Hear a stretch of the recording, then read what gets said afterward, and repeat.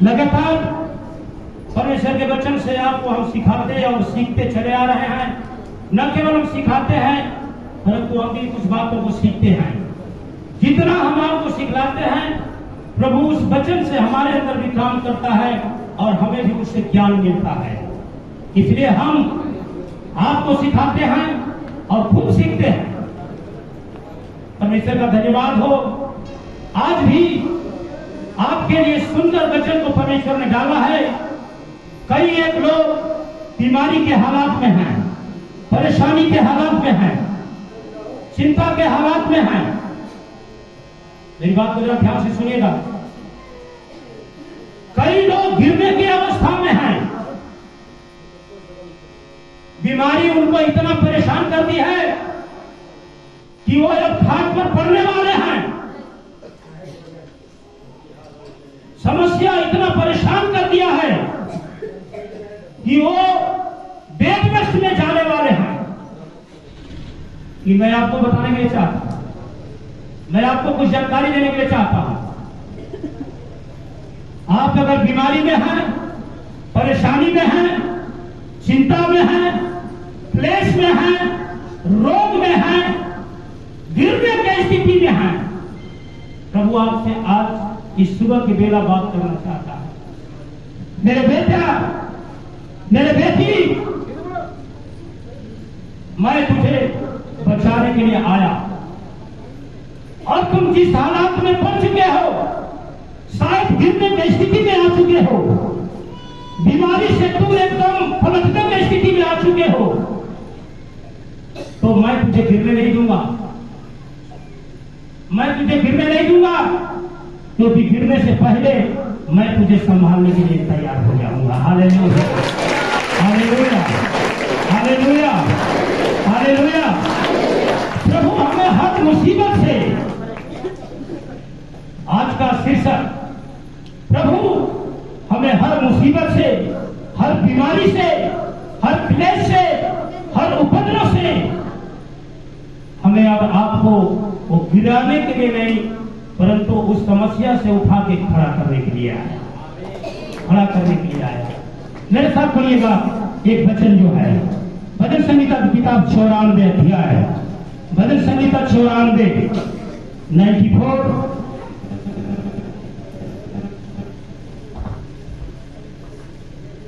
भजन संहिता 94 और उसका 18 पद को जरा ध्यान से पढ़िएगा। जब मैंने कहा कि मेरा पांव फिसल, ध्यान से सुनिएगा। दाऊद परमेश्वर का जो दास है वो गिरने पर है, अपनी बीमारी से एकदम टूटने पर है, अपनी चिंता से एकदम जो है वो गिरने की स्थिति में है। समस्याओं के द्वारा वो एकदम गिरने की स्थिति में है। जब मैंने कहा कि मेरा पांव फिसलने लगा है, मेरा पांव फिसलने लगा है, तब हे यहोवा, तब हे यहोवा तेरी करुणा ने मुझे थाम लिया। ताली बजा के परमेश्वर का दास दाऊद कह रहा है कि जब मैं गिरने पर हो गया, गिरने से पहले का एक स्टेज है, आप फिसल जाते हैं। क्या हो जाते हैं? आपका पैर फिसल जाता है और फिसल जाता है तो आप क्या होते हैं? गिर जाते हैं। ध्यान से सुनिएगा, मनुष्य गिरने से पहले, आप बेड रेस्ट में जाने से पहले बीमारी आपको टच किया, समस्या आपको टच किया, शत्रु आप पर हावी हुआ,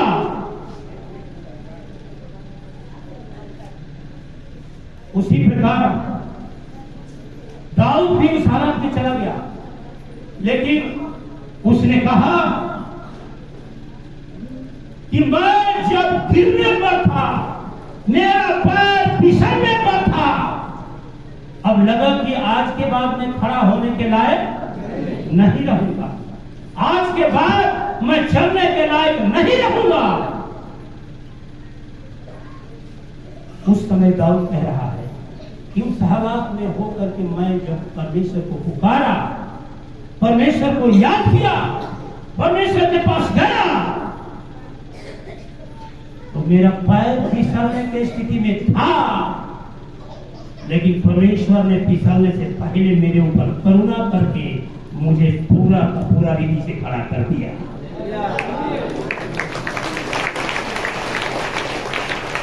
आज उसी परमेश्वर की आराधना में हम और आप हैं, उसी परमेश्वर की उपासना में हम और आप हैं।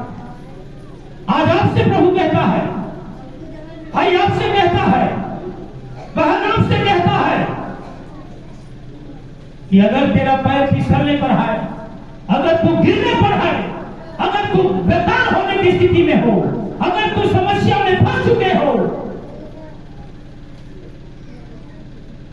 किस कारण से फंसा? आपकी बीमारी, आपकी समस्या,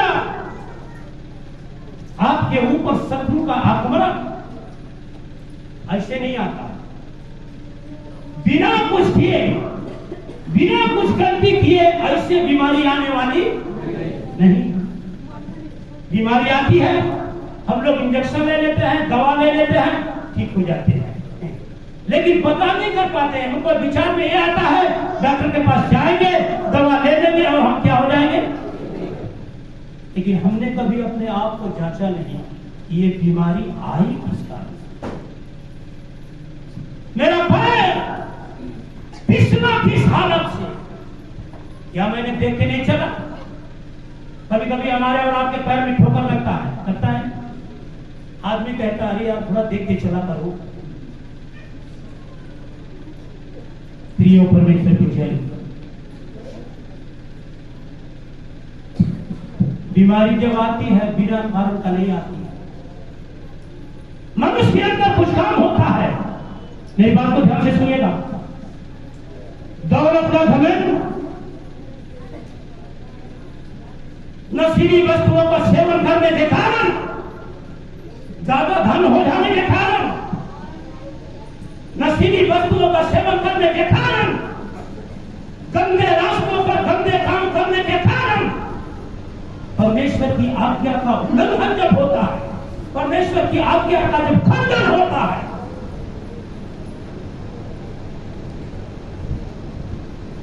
समस्या आती है। इसलिए मैं बार बार कहता हूं कि परमेश्वर के योग्य बन जाओ। बीमारी तो तुम्हारी आज की रात बिल्कुल अपने से जाने वाली है, अपने आप जाने वाली है। ताली बजा के प्रभु का धन्यवाद। लेकिन अब बच्चा तो सुनते जरूर है, प्रार्थना करते जरूर है, आराधना करते जरूर है, चर्च में आते जरूर है, दान देते जरूर है, उपवास प्रार्थना करते जरूर है, लेकिन उस वचन के अनुसार अपने आप को बनाने की कोशिश करते नहीं।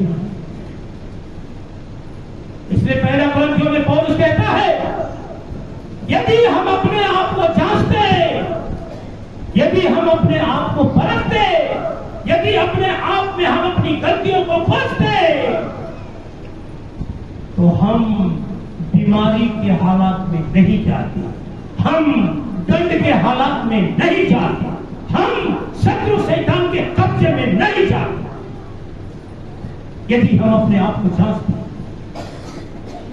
उससे ऊपर वाले वचन में लिखता है 11 अध्याय का 30 पद में लिखता है, इसी कारण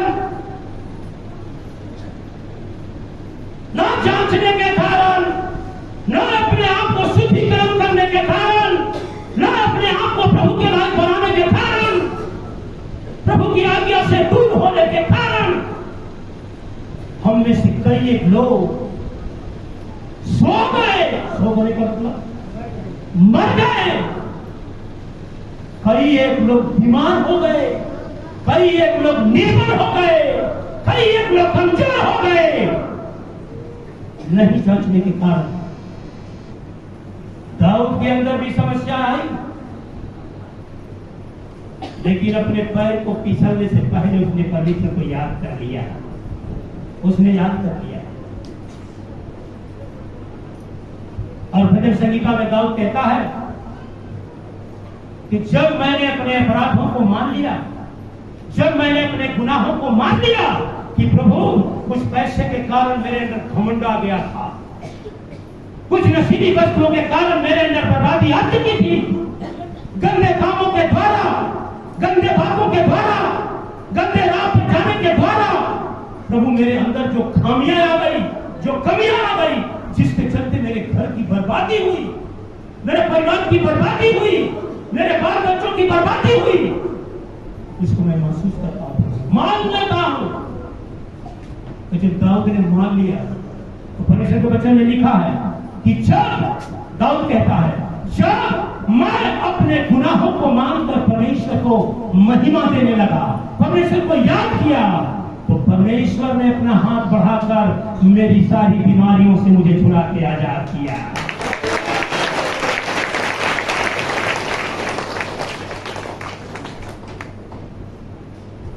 आप अपने को जांचो, आप अपने को परखो, क्या हमारे अंदर घमंड की बातें हैं? नीति वचन में सुलेमान परमेश्वर के दास बड़े शब्दों में लिखते हैं, बड़े साफ शब्दों में, नम्रता और यहोवा के भय मानने का फल धन, सम्मान और जीवन है। हालेलुया। तीनों चीज है। यदि हम नम्र बन जाए, यदि हम परमेश्वर का भय मान ले और अपने गुनाहों को मान ले। नम्र बन गया दाऊद, कठोर था। वही दाऊद कहता है वचन संहिता में, जब मैं परमेश्वर की बड़ाई करने के लिए चुप किया, जब मैं अपने मुंह को बंद कर लिया, तो रात दिन कराते कराते मेरी हड्डियां पिघलने लगी, मेरी हड्डियां, और मैं गिर गया। लेकिन जब उसको याद आया कि मेरे अंदर खराबियां आ गई, मेरे अंदर बीमारियां आ गई, मैंने प्रभु से प्रार्थना नहीं किया, मैंने प्रभु का काम नहीं किया, मैंने प्रभु के लायक नहीं बना, मैंने प्रभु के योग्य नहीं ठहरा, मैं प्रभु के लायक बनकर नहीं बनाया अपने आप को। जब उसको मालूम हुआ तब वो कहता है, परमेश्वर तूने अपना हाथ बढ़ा दिया, तेरी करुणा, तेरी दया मेरे जीवन में वो बहुतायत के साथ आई कि मेरे सारे कष्टों को आपने उठा लिया। हालेलुया। बोलिए प्रभु यीशु मसीह की। प्यारे परमेश्वर के जन, गंदे कामों से, गंदे विचारों से, गंदे धंधा से, घमंड का जीवन से अपने आप को सुधारो, सुधारो, सुधारो। आज आप शाम प्रभु के सामने बैठ के प्रार्थना करना कि हे प्रभु, मेरे जाने अनजाने में जो भी गलतियां हो गई, मैं उसके लिए आपसे क्षमा मांगता, क्षमा मांगता।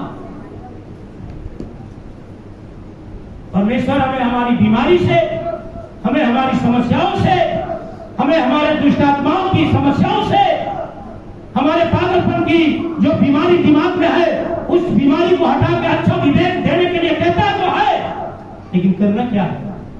अपने गुनाहों को मानने वाला बनना है, अपने गुनाहों को मानने वाला। दाऊद की तरह यदि हम अपने गुनाहों को मान ले, अपने गलतियों को मान ले कि प्रभु हम आपके आज्ञाओं से बहुत बाहर हैं, आपके काम से बहुत बाहर है। कई लोग चाहते हैं दुआ कराएंगे, ठीक हो जाएंगे, काम हो जाएगा, कुछ सीखना पढ़ना 10 साल हो गए, अभी भी बीमारी है, अभी भी भूत आ रहा है। कई लोग दूसरे शहर से आते हैं, बोलते हैं सर फलाने जगह से मैं बपतिस्मा लिया, और पता चलता है आराधना में आने के बाद भूत खिलाता रहता है। मैं पूछता हूँ कितना दिन हो गया प्रभु में आए? 5 साल हो गया सर, बपतिस्मा ले लिए हैं। अरे यार, बपतिस्मा ले लिया फिर भी भूत नहीं भागा, बपतिस्मा ले लिया फिर भी भूत नहीं भागा। इसका मतलब कि तेरे अंदर से घमंड की बातें निकली नहीं, तेरे अंदर से गलत काम करने की आदत छूटी नहीं है।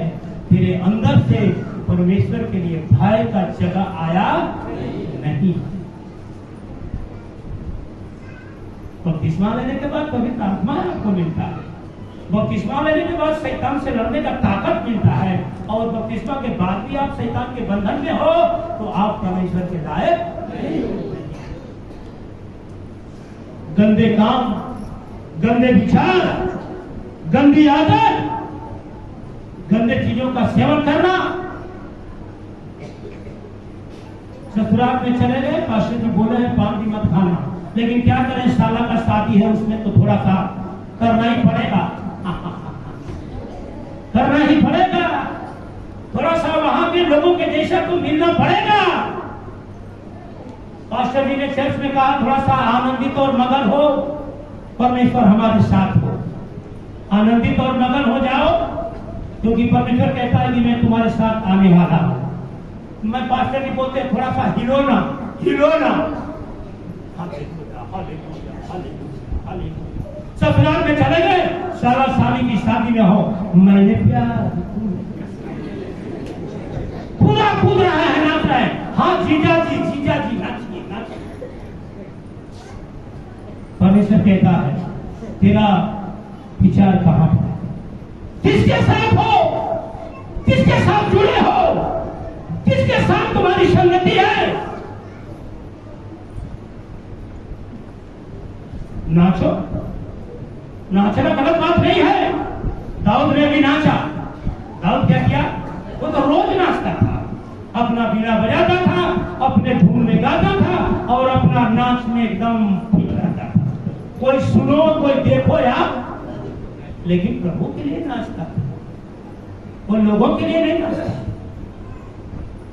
प्रभु के लिए नाच रहा।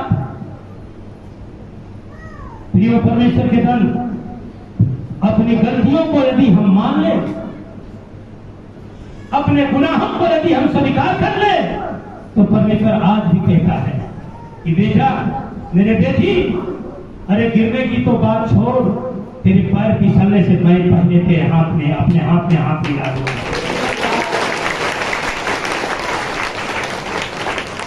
तेरे घर में भूत आने से पहले मैं अपने आत्मा को तेरे दरवाजे पर खड़ा कर दूंगा कि वो भूत उसको देख के ही लाखों कोस दूर चला जाएगा। लेकिन कब, यदि हम उसके लायक बन जाएंगे,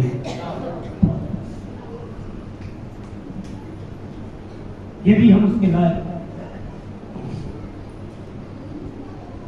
पढ़िएगा मेरे साथ रोमियो की पत्री 10 अध्याय, रोमियो की पत्री 10 और उसका भाग 10।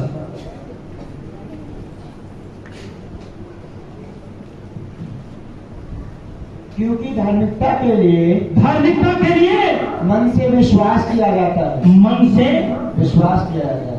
चंगाई पाने के लिए, सुनिएगा ध्यान से, धर्मी बनने के लिए, दाऊद की तरह राजा बनने के लिए आपको विश्वास करना पड़ता है।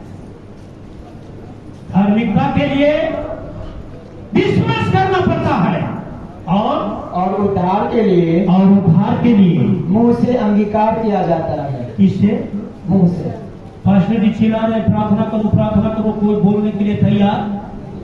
समझ लो तेरी प्रार्थना सुनी नहीं जा रही है। यदि हम अपना माथा भी फोड़ ले, फिर भी जो है तेरी प्रार्थना तेरे ऊपर चंगाई जाने वाली, क्योंकि तूने अपना मुंह खोलने के लिए तैयार।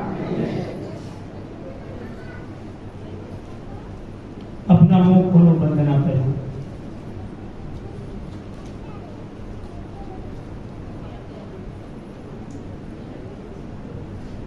कभी भी हम अपना मुंह खोलने के लिए तैयार नहीं हो।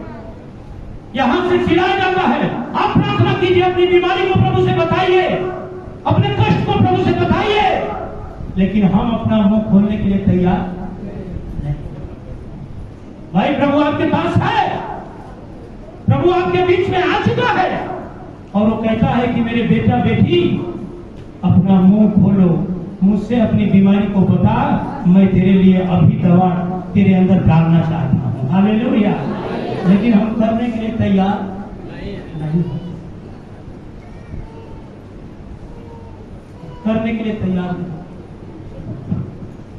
पास्टर जी बताते हैं यहां से जाने के बाद शाम को प्रार्थना करना, सुबह में प्रार्थना करना, दिन में प्रार्थना करना, चलते समय प्रार्थना करना, काम करते समय प्रार्थना करना, धान सोते समय प्रार्थना करना, खेत में पानी चढ़ाते समय प्रार्थना करना, लेकिन हम करने के लिए तैयार। एक दास कहता है, एक लाइन एक भजन में एक दास कहता है, वो क्या कहता है जरा ध्यान से सुनिएगा। अगर आशीष पाना है तो दाऊद भेड़ बकरी को चराता था, लेकिन वो जंगल में हमेशा प्रभु का नाम जपता, हमेशा बकरी चराता था और हालेलुया गाते रहते। इसलिए दाऊद कहता है कि अगर तुम मेरे जैसा राजा बनना चाहते हो तो रोज एक काम करो। क्या काम करो? अरे नाम हरदम,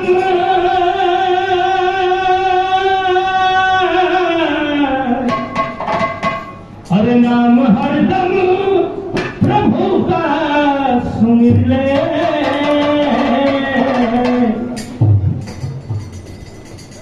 कितना बार कह रहा है? सुबह शाम कह रहा है। आप रास्ता चलते रहो और मन में यीशु मसीह का नाम, धन्यवाद प्रभु, हालेलुया प्रभु तेरा धन्यवाद। इसलिए कह रहा है अरे नाम हरदम प्रभु का सुमर ले, जिंदगी का ठिकाना नहीं है। नाम हरदम प्रभु का सुमर ले, नाम हरदम प्रभु का सुमर ले, जिंदगी का ठिकाना नहीं है, जिंदगी का ठिकाना नहीं है। नाम हरदम प्रभु का सुमर ले, नाम हरदम प्रभु का सुमर ले, जिंदगी का ठिकाना नहीं है, जिंदगी का ठिकाना नहीं है।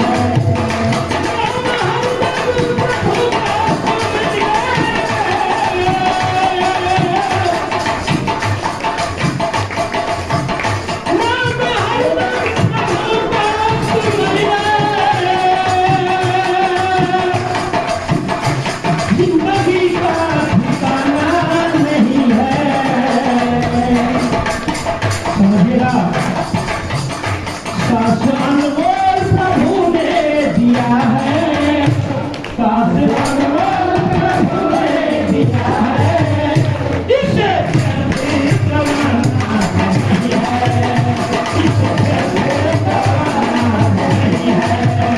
सास अनमोल प्रभु ने दिया है, सास अनमोल प्रभु ने दिया है, इसे गंवाना नहीं है, इसे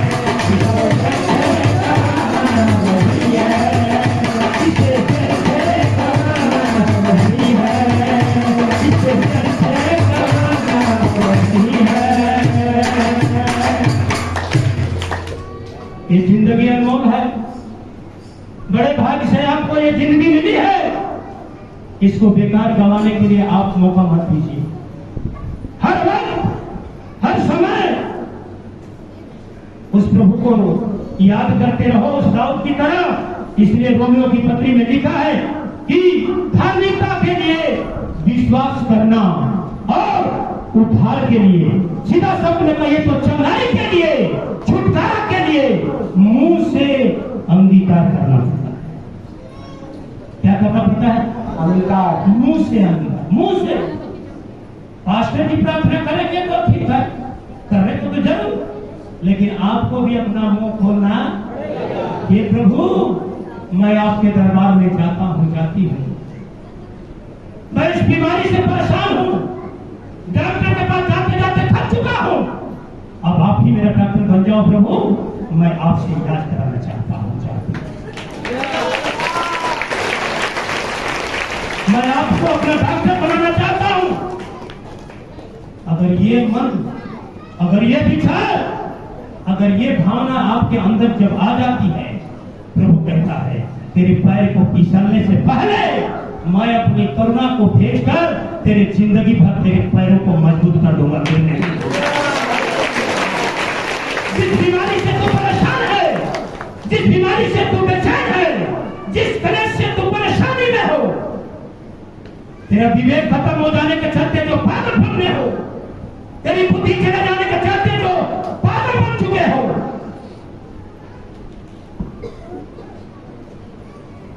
नीति वचन तीसरा में कहता है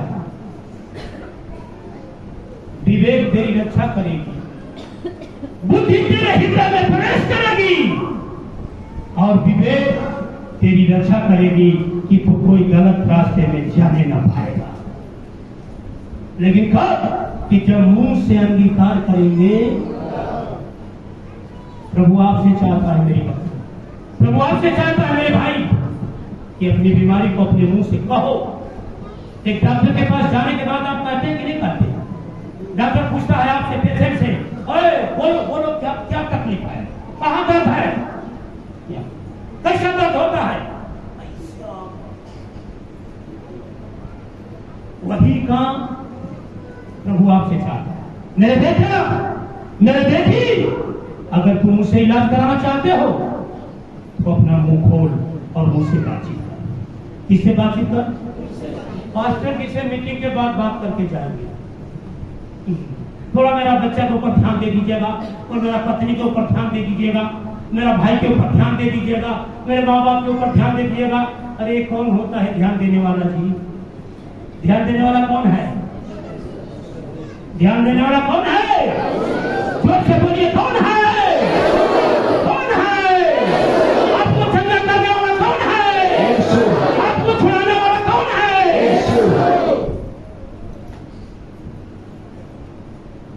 अगर यही बात उस यीशु से अगर कह दिया तो तेरा बिगड़ा हुआ काम बन जाएगा।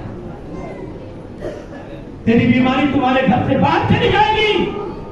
तुम्हारे बच्चे जो परेशान हैं, उस परेशानी से तुम छुटकारा पा जाओगे। मुंह खोलो, मुंह खोलो।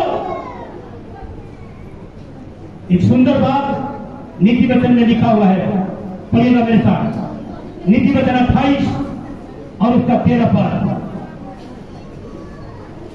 28 अध्याय उसका 13 पद को पढ़िएगा। परमेश्वर का वचन, सुलेमान परमेश्वर के दास अपने लोगों को सिखा रहे हैं ऐसा करना। और आज उसी वचन को लेकर मैं आपके बीच में कह रहा हूं। यदि आप अपने बीमारी से छुटकारा पाना चाहते हो, यदि आप अपने समस्याओं से बचना चाहते हो, यदि आप गिरने से बचना चाहते हो, यदि आप ठोकर खाने से बचना चाहते हो, ये काम आपको करना पड़ेगा। ये काम आपको करना पड़ेगा। पढ़ेगा क्या लिखा है? जो अपने अपराध छिपा रखता है उसका कार्य सफल नहीं होता। क्या लिखा है? सफल नहीं होता। क्या छिपा रखता है? अपराध। क्या आपने अपराध किया? बोलिए, क्या आपने अपराध किया है? बहन, आपने अपराध किया है? जरा मेरी तरफ ध्यान दो सबको, सबकी आंख मेरी तरफ हो। मैं आपसे पूछना चाहता हूं, क्या आप लोग अपराध किए हैं? कौन बोल रहा है? क्या अपराध किया? बोलिए, सही बोले, अपराध किया है? बोलिए, क्या अपराध किया?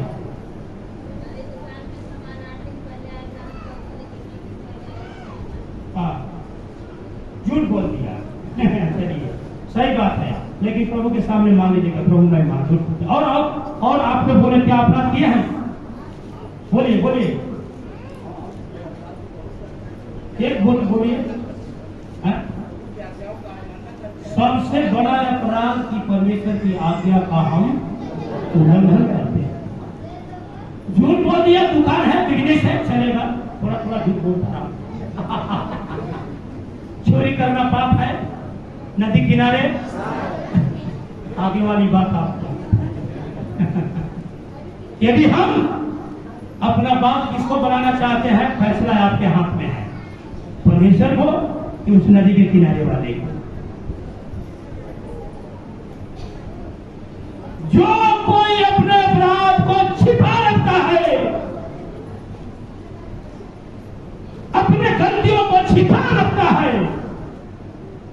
यारों, अपने गुनाहों को मान लो, अपने गुनाहों को कबूल कर लो, अपने किए हुए अपराधों को मान लो। परमेश्वर की आज्ञा का उल्लंघन हो रहा है। आप प्रतिदिन उल्लंघन करते हैं, प्रतिदिन आप अपराध करते हैं। प्रभु ने कहा चोरी मत करना, प्रभु ने कहा झूठ मत बोलना, प्रभु ने कहा अपने समान अपने पड़ोसी से मोहब्बत करना, लेकिन आप करते होते नहीं। प्रभु ने कहा अपनी कमाई का 10वां डालना, अपने फसल का 10वां डालना, लेकिन आप सुनते तो हो लेकिन करते। अपराध होता है कि नहीं होता है? प्रभु आपको छोड़ करके मैं कोई भी है किसी के सामने दंडवत नहीं करूंगा, और जा करके चर्च के बाद जाने के बाद और दूसरों के संगति में मिलके दारू की भट्टी में भी जाते हैं। अपराध होता है कि नहीं होता? प्रियो परमेश्वर की जय, जो अपने अपराध को छिपा रखता है उसका कार्य सफल, लेकिन पढ़िएगा भजन संहिता, परंतु जो उनको मान लेता है और छोड़ भी देता है। फिर से पढ़िएगा, परंतु जो उनको मान लेता है। ताली बजा के परमेश्वर का धन्यवाद करो। जो उनको मान लेता है और छोड़ भी देता है। न केवल मान लेता है परंतु चोरी करना छोड़ भी देता है। प्रभु से कह देता है, प्रभु आज से चोरी करना मैं चोरी नहीं करूंगा। लेकिन बोल तो दिया, लेकिन फिर दूसरा दिन दूसरा का चोरी करना, न केवल कबूल करना परंतु उस काम को छोड़ देना, छोड़ देता है। आगे पढ़िएगा, उस पर दया की जाएगी। ताली बजा के परमेश्वर का धन्यवाद करो। यीशु आपके ऊपर दया करने के लिए चाहता है, यीशु आपके ऊपर करुणा करने के लिए चाहता है, लेकिन वो कहता है विश्वास करो, मुंह से अंगीकार करो, और न केवल कहो अपने बुरे आदत को छोड़ दो, बिल्कुल हमेशा के लिए गंदे काम करना छोड़, नशीली वस्तुओं का सेवन करना छोड़। यारों, परमेश्वर की जय, यदि हम अपने परमेश्वर के सामने इन बातों को मान लेंगे, अपने अपराध को मान लेंगे, अपने गलती काम को छोड़ देंगे, मुंह से हम बोलना, परमेश्वर से बातचीत करना शुरू कर देंगे, तो देखिए परमेश्वर आपके साथ करता क्या है। पढ़िए परमेश्वर, पहला यूहन्ना पहला अध्याय, पहला यूहन्ना की किताब पहला अध्याय 9 पर,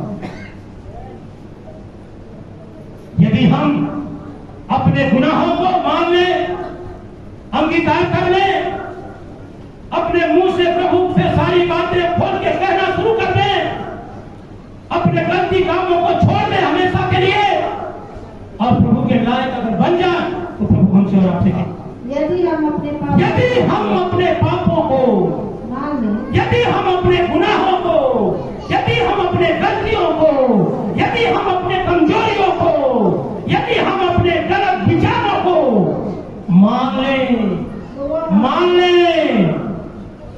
तो वह हमारे पापों को क्षमा कर दे। कौन? यीशु। वहां पढ़िएगा, वह प्रभु यीशु, ऐसा करके बोलिए, वो यीशु हमारे पापों को, वह प्रभु यीशु हमारे पापों को क्षमा करने और हमें सब अधर्म से, ध्यान दीजिएगा, न केवल वो क्षमा करेगा परंतु सारे, एक बार आप गलती को मान लीजिए तो कह रहा कि तेरे जिंदगी के सारे अपराधों को मैं माफ कर दूंगा। क्षमा करने और विश्वास योग्य क्षमा करने में विश्वास योग्य और धर्मी है। और धर्मी है, धर्मी है, धर्मी है। ताली बजा के परमेश्वर का धन्यवाद करें। यदि हम अपने पापों को मान लें, यदि हम अपने गुनाहों को मान लें, यदि हम अपने कमी को पूरा गति को परमेश्वर के सामने मान लें, मैं गुनाहगार हूँ, मैं आपके लायक नहीं हूँ, मैं आपकी आज्ञा का उल्लंघन करता हूँ, मैं आपकी आज्ञा को सुनता तो हूँ प्रभु, लेकिन उस पर चलता यदि हम मान ले तो यीशु आज भी कहता है कि मैं तेरे अपराधों को क्षमा करने के लिए और इतना विश्वास कर तुझे बना दूंगा कि तू धर्मी बन जाएगा, धर्मी बन जाएगा। बोलिए प्रभु यीशु मसीह की परमेश्वर का धन्यवाद। मेरे प्यारे भाई बहन, मसीह में हमारे भाई बहन, यदि आप चाहते हैं कि दाऊद के जैसा हम निरोग हो जाए, पूरा का पूरा चंगाई हो जाए, हमारे गिरने से पहले प्रभु हमें संभाल ले, तीन काम करना पड़ेगा। अपने अपराधों को, अपने गुनाहों को मानने वाला होना पड़ेगा,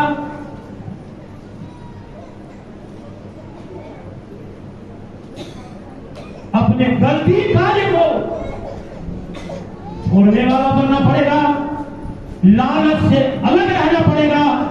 परमेश्वर आपके जीवन में बड़ी आशीष करना चाहता है। आपको एक आखिरी बात बताकर मैं खत्म करने के लिए चाहता हूं। देखिएगा कैसे प्रभु ने क्षमा किया। आपको मालूम है जब यीशु मसीह क्रूस पर लटकाया गया था, उसके दाहिनी ओर और बाईं ओर दो डाकू लटकाए गए थे। कितने डाकू? देशद्रोही,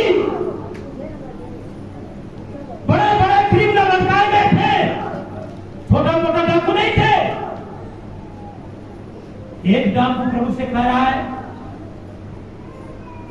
हे प्रभु यीशु, अरे तुम तो परमेश्वर का पुत्र है, हमें भी बचाओ और अपने को भी। दूसरा वाला क्या बोल रहा है? चुप, दुष्ट कहेगा। अरे याद कर कि हम दोनों तो गलती किए ही हैं, लेकिन याद कर कि एक शरीफ आदमी के दाएं और बाएं हम लटकाए जा रहे हैं। उसने हाथ जोड़ा और कहा, ये प्रभु, हम तो आपके लायक नहीं है, हम लोग तो डाकू हैं, हम डाकू हैं, हम हत्या किए हैं, हम चोरी किए हैं, हम देशद्रोही हैं। लेकिन प्रभु आपसे मैं विनती करता हूं, आपके सामने हम लटकाने के लायक भी नहीं थे, लेकिन प्रभु मैं आपसे विनती करता हूं, मैं गुनाहगार हूं, लेकिन जब आप वहां जाइएगा प्रभु, अपने पिता के पास जाइएगा प्रभु, वहां पर हमारे लिए थोड़ा सा हमको याद कीजिएगा प्रभु। मैं अपने गुनाहों को मान लिया, आपके सामने मान लिया, मुझे याद कीजिएगा प्रभु। ऐसा करके वो डाकू ने बोला, मालूम है इसने एक बात कहा,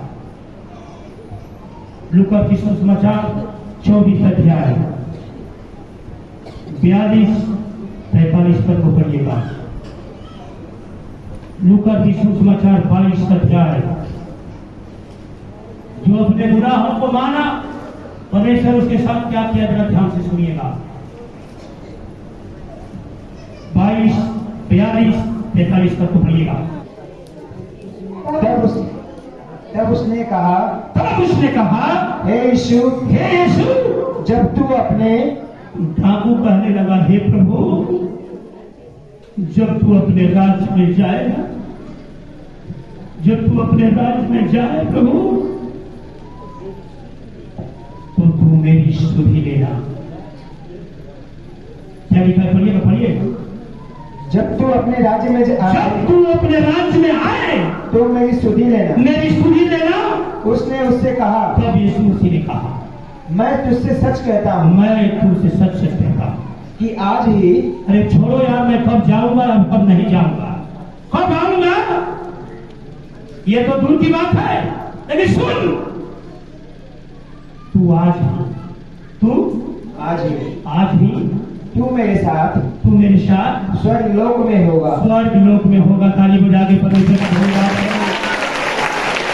जिंदगी भर उसने नरकी किया, जिंदगी भर उसने पाप किया, जिंदगी भर उसने गलत काम किया, लेकिन प्रभु के सामने वो डाकू उस दिन मान लिया जिस दिन क्रूस पर लटकाया गया था।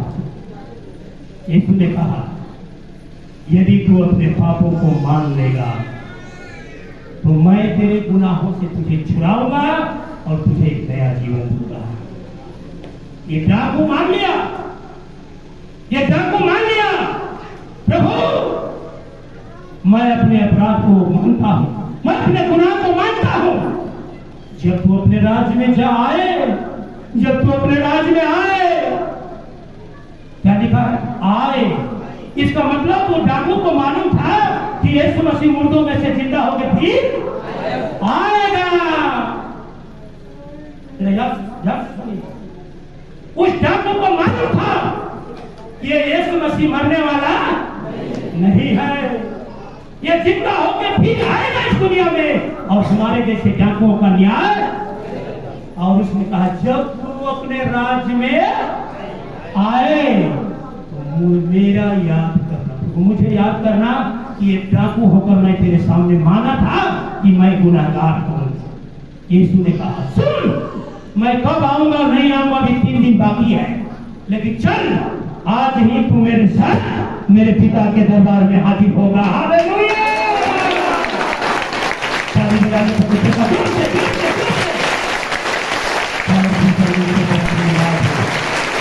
मेरे भाई बहन, यदि आप चाहते हो कि आज हमारी बीमारी चंगाई में बदल जाए, आज हम गिरने से खड़े हो जाएं, आज हम अपने चिंताओं से अलग हो जाएं, प्रभु आपको छुड़ाना चाहता है।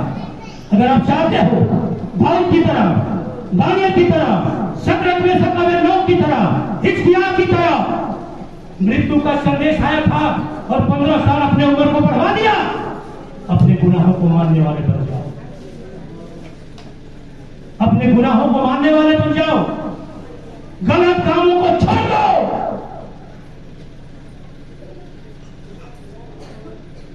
मुंह से अंगीकार करने वाला बन जाओ, लालच छोड़ो, प्रभु का जो आदेश है उसका पालन करो।